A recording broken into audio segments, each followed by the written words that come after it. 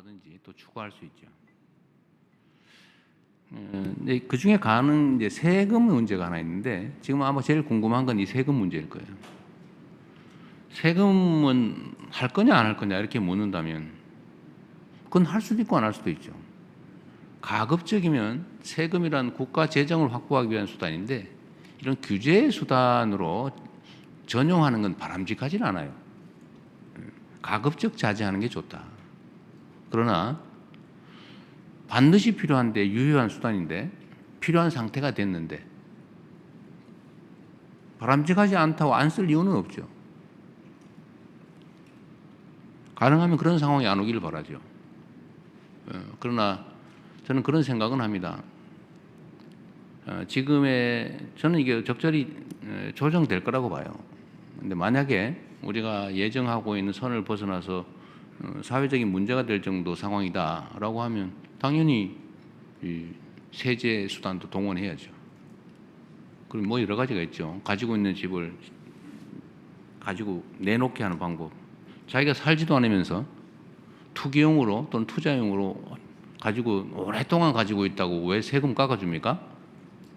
여러분 동의되세요? 주식 같으면은 그게 생산재 금융에 도움이 되니까 장기 보유에 대해서 혜택 주는 거는 그건 뭐 고려할 만한데 그리 바람직하지도 않은 투기용 부동산을 오래 가지고 있다고 세금을 깎아준다? 그거 좀 이상한 것 같아요. 예를 들면 뭐 그렇게 하겠다는 건 아닙니다. 그러나 뭐 내가 오래 살았다. 이건 보호해 줘야 되겠죠. 내가 한 집이 하나인데.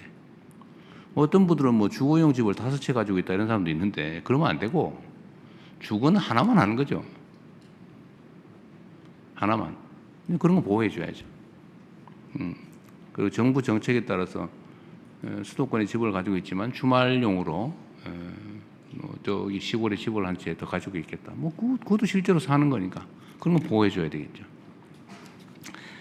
세제는 참 예민해서 말씀드리기가 참 어려운데 그렇다고 말씀 안 드릴 수도 없고 제가 선거 때 아마 이런 말씀을 드려서 거기에 기대하는 분도 계신 것 같아요.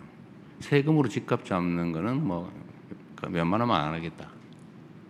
제가 그 최대한 뒤로 미루려고 하죠. 정책 수단은 그 본래 목표가 있어요. 세금은 아까 말씀드렸지만 국가 재정을 확보하기 위해서 국민들이 부담을 지우는 것인데 그걸 다른 정책 목표에 전용을 하면 부작용이 발생합니다.